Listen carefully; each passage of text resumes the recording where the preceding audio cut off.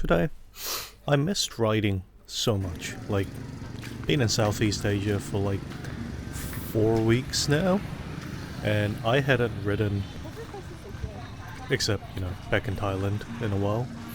So like in 2 weeks, and I just miss being on two wheels so much.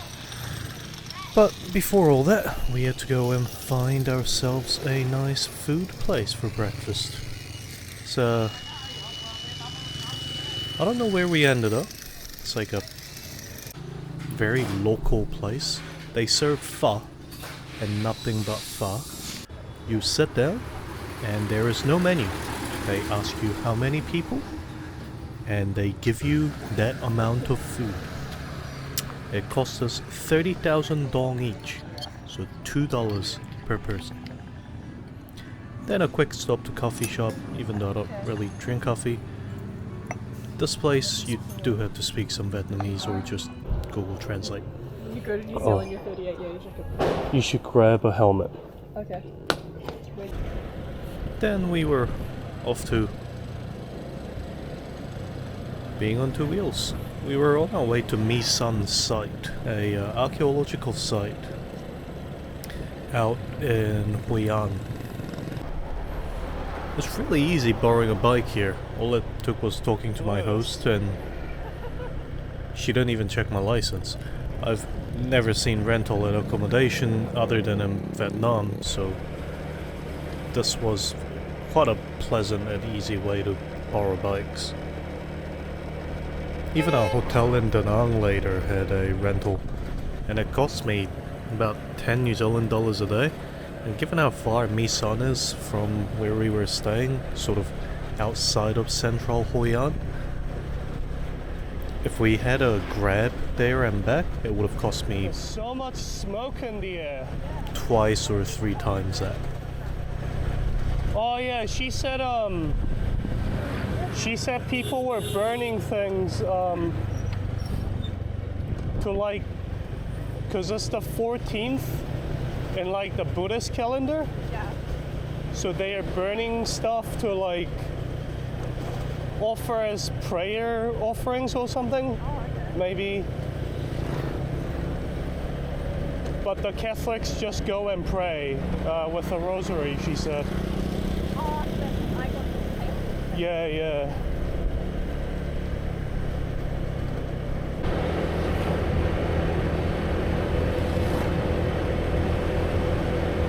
I love there's always just random people like going completely against the traffic and people on their phone while they're going like 50 k's an hour.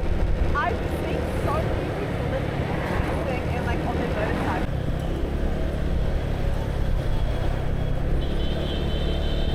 Maybe it's because I've never really driven a car where like it's more specific about which side of the road you're on. Yeah. But other than turning at intersections like that, it feels pretty natural. Like just being on the quote unquote the wrong side of the road.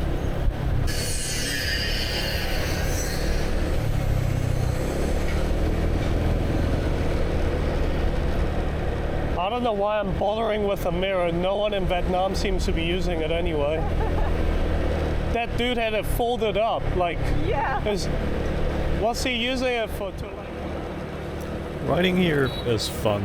The roads are actually quite enjoyable to ride in. Lots of nice sweeping corners and slow turns. However, I could not figure out what the speed limit was. I did not see a single speed limit sign my whole time here, or I just wasn't looking. To be honest, everyone was just going whatever speed they wanted anyway, and I just kept up with traffic. People just kind of flow by you as you ride, when you turn or when they pass you. It just happens. And you let it. And if you don't let it happen, then you're probably gonna get yourself in trouble.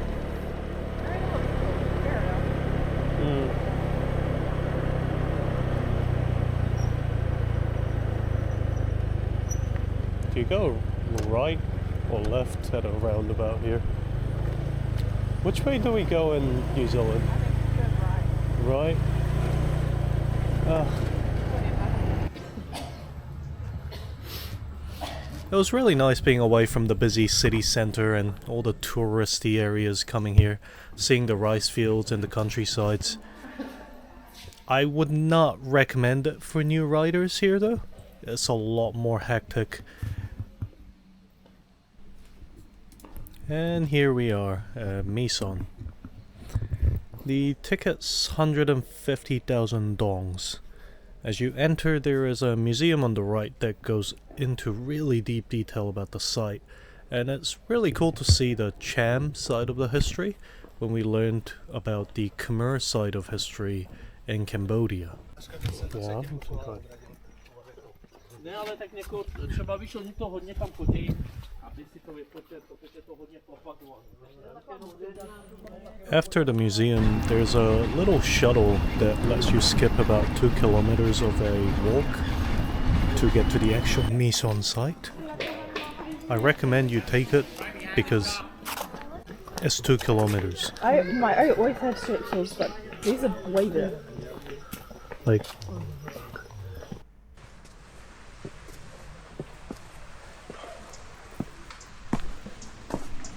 it's interesting here because quite a lot of the archaeological sites that you'll find that the construction methods Farming and fishing. kind of mirror Pedal biking. Oh. architectural methods that you'll see in Angkor Wat, in some parts of Angkor Wat anyway. That is periodically correct. And you'll notice a lot of these craters everywhere. Oh, bit of a spoiler. You'll notice a lot of these ponds everywhere. These aren't ponds, they're actually bomb craters from the Vietnam War. It's just kind of surreal seeing stuff like that. More Sanskrit headstones. That's oh yeah, another bomb crater. Yeah. Good luck excavating and well, it's blown to smithereens. And as you can see, a lot of archaeological sites were also damaged during the war as well. And you'll find tons of bullet holes everywhere. Typically, these buildings are mostly made out of red brick, though some important parts like columns, statues and doorways are made of carved chunks of stone, like What's your step? monolith. There's a smaller step. Sand. This entire site is incredibly well preserved, and there are many smaller buildings you can go into to see specific archaeological finds, as well as bombshells. These aren't as ornate as the Angkor Wat temples, or Angkor temples were, but the walls are massively thick. And you'll also notice that the temples aren't built as high as well. Though of course this being two very different cultures, despite having Some quite a lot national of similar treasure. symbolism. It's like comparing apples to potatoes.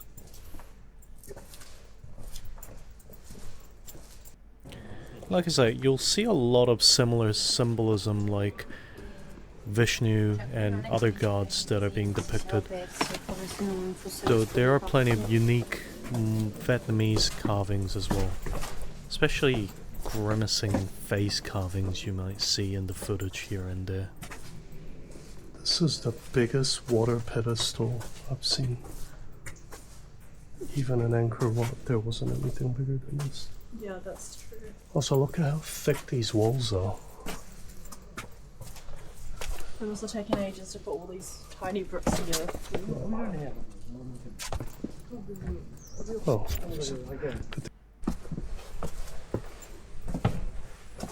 Another incredible thing I think is that if you look at the bricks, they're very accurately cut. I can't imagine what it would have been like to cut those bricks out by hand back in the day to that kind of precise dimension. I mean, hats off to the craftsmanship here. There was also a lot of items here that had Sanskrit on them, which was really cool because I tried to learn Sanskrit once, and it is a impossible language. Like these sites are all over Holland. Yeah. So.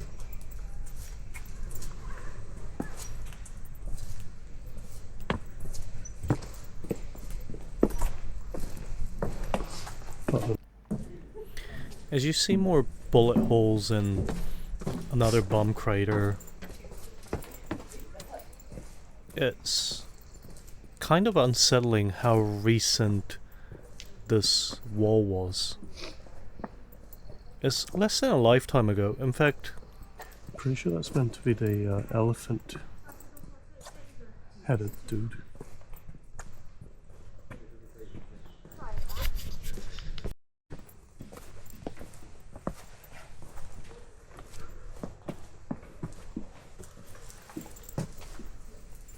But I suppose life goes on and people prosper and recover, and I'm glad that these temples weren't damaged further than they already were. I think you can tell why the soldiers would have liked to hide in these temple areas.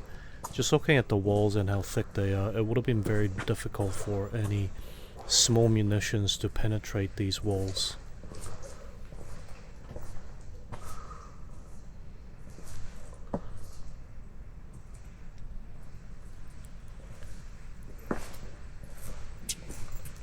I think the highlight of this place really is the fact that how peaceful this place is. It's just so quiet compared to any other tourist spots I've been to in Vietnam, or really anywhere else in Southeast Asia.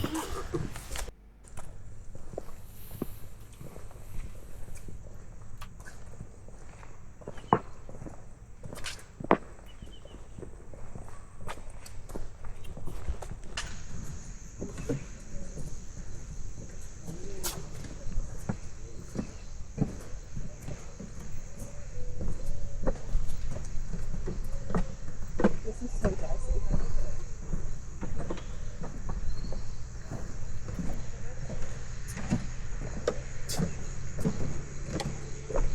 Oh, that one's really good.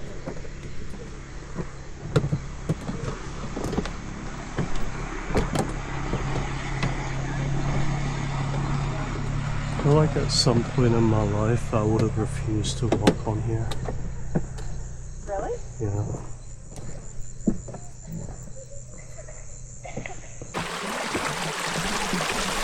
Once we had a good look around, and of course I did my video game thing of making sure I visited every single place, checked that there was no side quests left, we headed back towards where the shuttle dropped us off so that we could go and see the cultural show that was happening at 1 PM. I think there's 5 planned every day, so if you're coming here you should plan around that, because the cultural show was free, Pardon? included in the price of the ticket, and it was really good.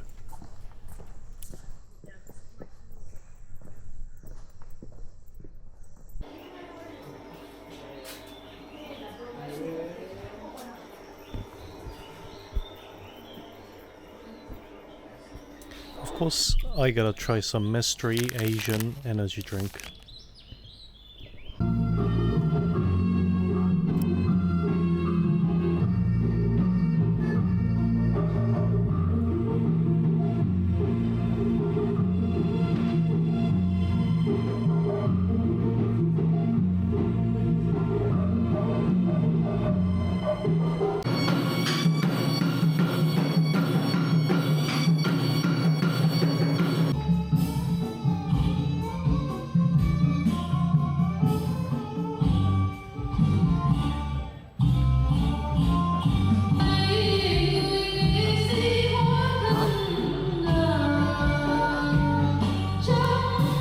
That show was an excellent way to round off my time in Mison. I think it was actually better than the Cambodian culture show we saw that we paid money for.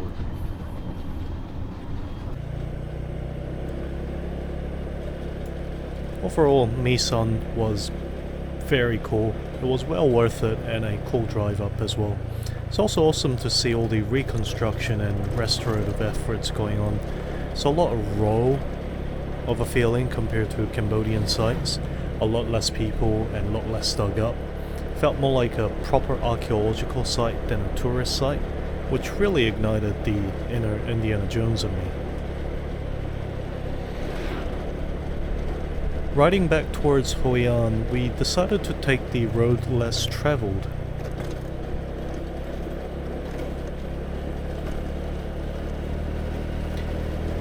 Went down along a rice paddy road and some countryside roads.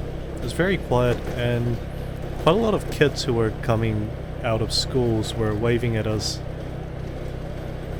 I really should be checking left and then right, right? Yeah. I suspect it might be a novelty seeing a tourist in this part of the country. Like from a farming house anyway. No, I'm not. But I think it's also like family dynamic. I can't say I was too fond of riding in the city, like in the city, not what you see here. But riding in the countryside was a very cool and unique experience that I've not really done in New Zealand. Because we don't have these large, huge rice fields that stretch out to the horizon. Just seeing the people going about their day and all the rice paddies, it was cool. I don't know how else to explain it. It was just awesome. Then somehow, because we had some more light left in the day, we ended up at the pottery village.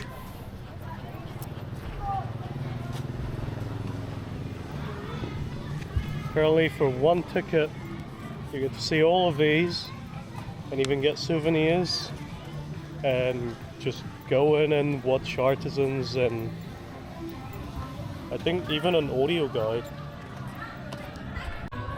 As you enter, it's lined with pottery shops and there are activities and artisanal shops you can go in, and you're told you can get free souvenirs and other stuff as well. I've been finding Doraemon pottery, which was kind of mind-blowing to be honest.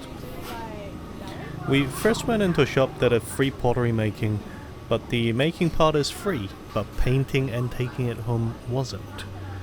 Which felt like a bit of a trap, I must say. Though, if you just want the experience, then you just say, no thank you, I don't want to take this home, and then it is free.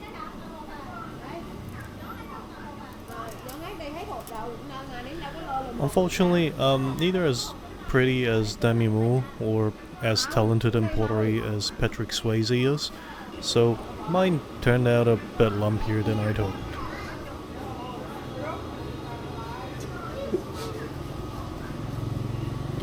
However, since this experience took absolutely forever, especially since we had to wait around for everything to dry, the whole area was closed down by the time we were done.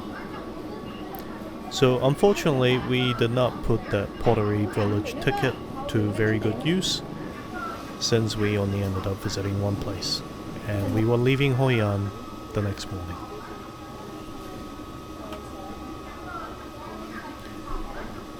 While you watch me make a mess of this lump of clay, I'll give you a bit of a review on what I think about riding in Vietnam is like. It's chaotic, especially in the cities, and the countryside is nothing like you'll see anywhere else in the world, I feel. And people know that you're coming, people are looking out for bikes, and there's very little car presence, especially as you go into the countryside. However, as you do go into the countryside, there's very little English, as you would imagine, and if you are stranded, you are shit out of luck. So as you can see, I'm not much of a painter, but I got something to commemorate my trip. And to round the day off, we came to KFC. It's a novelty thing, trying fast food overseas. Also, for some reason there was spaghetti here, which I really just wanted to know what it was about. So for 145,000 dongs, I got a spaghetti, a burger, and 2 chickens. Expensive for Vietnam, but I love that they use reusable cups and plates instead of disposable ones. Anyway, I reckon if you're a rider, come ride. If you're not, and this is your first time on two wheels, I don't suggest it. I don't suggest that anywhere actually. Learn how to ride in your own damn country first. Anyway, I hope you enjoyed my video. Have a good day, and leave me a like and subscribe and all that good stuff. Take care. Peace.